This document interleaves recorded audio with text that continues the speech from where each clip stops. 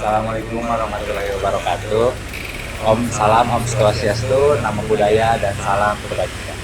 Jadi, saya Dava Khairi Fasya sebagai moderator akan memaparkan materi tentang karya tulis ilmiah kami yang beranggotakan Adisha Mei Faludiana dengan NRP 2504181, Azahra Fauzia dengan NRP 2504164, Najla Najratun Naim dengan NRP 250173, Muhammad Rizky Dwi Putra dengan NRP 2504185, Dava Khairi Fasya dengan NRP 2504182. Kelompok kami akan membahas karya ilmiah yang berjudul Indonesia sebagai alat negosiasi dan mediasi dalam pekerjaan sosial. Bahasa itu punya peran yang sangat penting dalam kehidupan sosial, termasuk juga dalam pekerjaan sosial. Lewat bahasa, kita bisa menyampaikan gagasan, mengekspresikan budaya, dan tentu saja membangun hubungan yang harmonis antar individu. Khususnya di Indonesia, bahasa Indonesia berfungsi untuk menyatukan masyarakat yang majemuk. Bahasa ini juga membantu dalam proses negosiasi dan mediasi yang sering dilakukan oleh pekerja sosial. Nah, penggunaan bahasa yang tepat dan santun itu nggak cuma bikin komunikasi jadi lancar, tapi juga bisa mendukung keberhasilan interaksi, memperkuat solidaritas, dan membantu menyelesaikan konflik dengan cara yang damai. Baik, selanjutnya penelitian ini menggunakan deskripsi kualitatif untuk melihat bagaimana Indonesia dipakai dalam negosiasi dan mediasi di pekerjaan sosial. Kami mengumpulkan data lewat wawancara dengan pekerja sosial dan juga dari literatur atau jurnal yang referal. Secara induktif dari transkripsi, pengodaan sampai menemukan tema, validitasnya diperkuat dengan transgulasi tanpa observasi lapangan. Pengertian mediasi sendiri adalah proses penyelesaian konflik di mana pekerja sosial bertindak sebagai pihak ketiga yang netral untuk memfasilitasi dialog dan membantu pihak-pihak yang berselisih mencapai kesepakatan bersama. Tujuannya adalah memberdayakan klien agar dapat menegosiasikan solusi masalah mereka sendiri, bukan untuk memaksakan keputusan.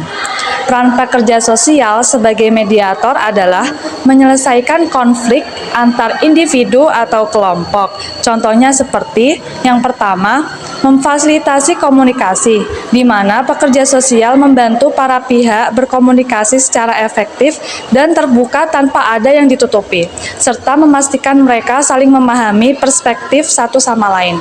Yang kedua, menjadi penengah yang netral, berdiri di tengah kedua belah pihak tanpa memihak, hanya menyampaikan persoalan dan memandu diskusi agar berjalan lancar. Yang ketiga, membantu mencari solusi, di mana mediator membantu para pihak mengidentifikasi akar permasalahan dan mengeksplorasi berbagai opsi solusi yang dapat diterima bersama, bukan pemaksaan atau penyelesaian. Yang keempat, memberdayakan klien. Pekerja sosial menjaga agar klien memiliki kendali penuh atas hasil akhir, yang merupakan strategi pemberdayaan yang penting dalam praktik kerja sosial. Yang kelima, mempercepat penyelesaian konflik, di mana proses mediasi umumnya lebih cepat dan hemat biaya dibandingkan jalur hukum formal.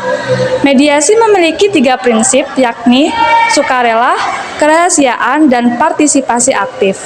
Nah, kerahasiaan yang dimaksud itu adalah kita sebagai peksos atau mediator perlu menjaga privasi klien, karena hal ini berkaitan dengan salah satunya kode etik profesi, di mana ketika kita menjaga kerahasiaan klien secara tidak langsung, peksos akan membangun kepercayaan dan rasa aman karena mereka yakin informasi pribadi mereka tidak bisa disalahgunakan.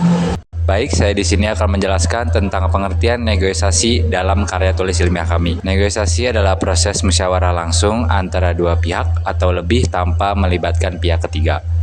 Tujuannya untuk menyatukan perbedaan kepentingan dan mencari solusi bersama.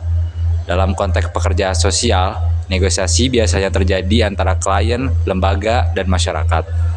Fokus utamanya adalah bagaimana menciptakan komunikasi yang konstruktif dan menghasilkan kompromi yang saling menguntungkan. Nah, dalam proses ini, bahasa punya peranan yang sangat penting. Bahasa menjadi alat utama kita dalam berkomunikasi dan berinteraksi sosial, khususnya bahasa Indonesia, yang memiliki beberapa fungsi penting dalam proses negosiasi dan mediasi. Pertama, Bahasa Indonesia berfungsi sebagai alat komunikasi formal maupun informal.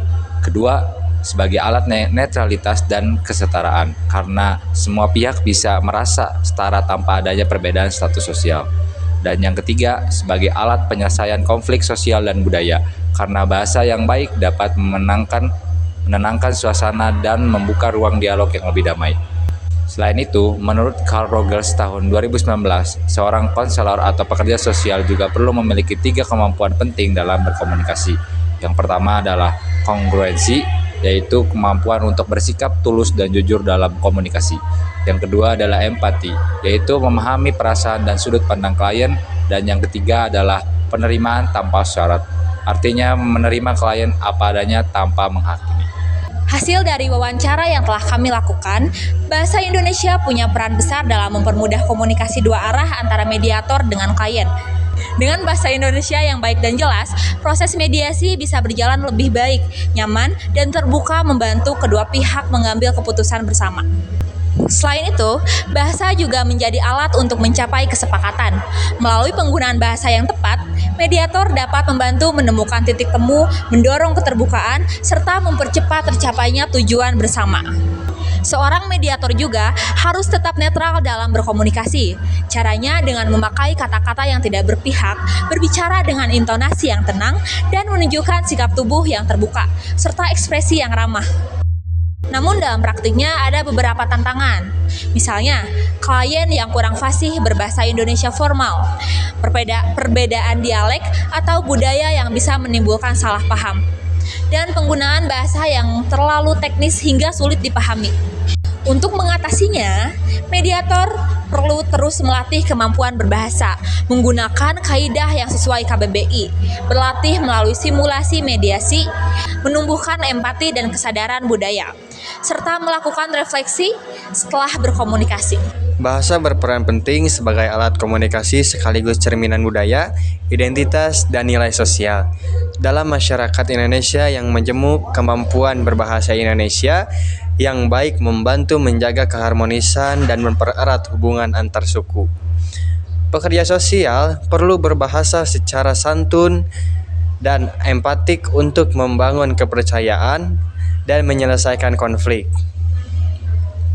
Selain itu, masyarakat harus menyadari pentingnya berbahasa baik sebagai bentuk penghargaan terhadap keberagaman dan penguatan persatuan bangsa.